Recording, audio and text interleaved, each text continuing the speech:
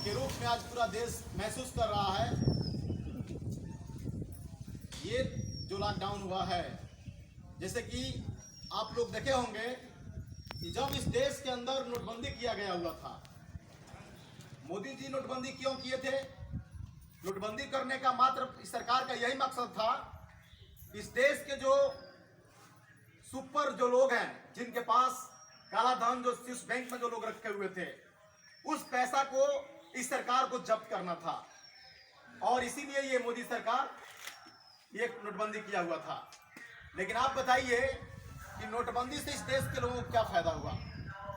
कितने पूंजीपतियों को ये मोदी सरकार जेल के सलाखों में बंद किए? एक भी पूंजीपति, एक भी जो काला धन जो लोग रखने वाले जो लोग थे, उन लोगों की ये सरकार जेल के सलाखों में बंद नहीं किया। लेकिन हुआ क्या इस देश के अंदर?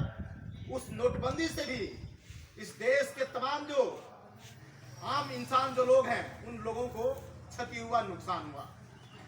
और इस देश के तमाम जो पूंजीपति थे, जिनके पास काला धन था, उस काले धन को ये लोग व्हाइट में ये लोग तब्दील कर लिए, उसको सफेद कर लिए, और आज अब काला धन पर बहस नहीं हो रहा है। तो ये जो देश के अंदर जो कहा जा रहा है कि कोरोना महामारी है, आप बताइए कि भारत का वो पहला प्रदेश था केरला, सबसे ज्यादा ये कोरोना का मरीज केरला प्रदेश में लोग थे। लेकिन केरला प्रदेश, वहां की सरकार इस बीमारी को कंट्रोल कर लिया। और इस देश के अंदर, चाहे हम बिहार की बात करें, चाहे और इस देश के तमाम जो हिस्से हैं, उस प्रदेश की अगर हम बात करें, तो वो प्रदेश कंट्रोल नहीं कर पाया हुआ है।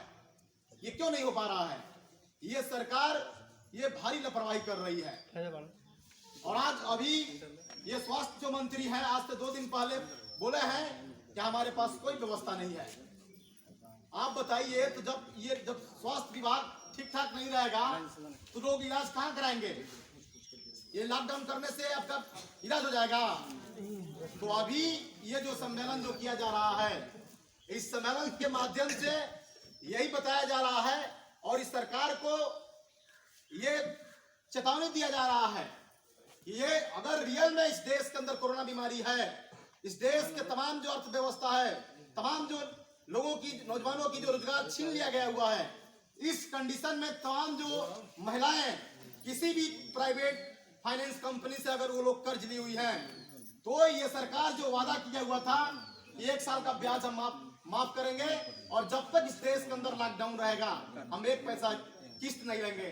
तो इस सरकार को ये फौरन फिर इस पर विचार करना चाहिए, और इस सरकार को फिर ऐलान करना चाहिए कि कोई भी कंपनी हो, चाहे वो बैंक हो, चाहे वो प्राइवेट बैंक हो, किसी तरह के कोई ये किस्त नहीं दे जाएगा, और 1 साल का ब्याज माफ किया जाएगा।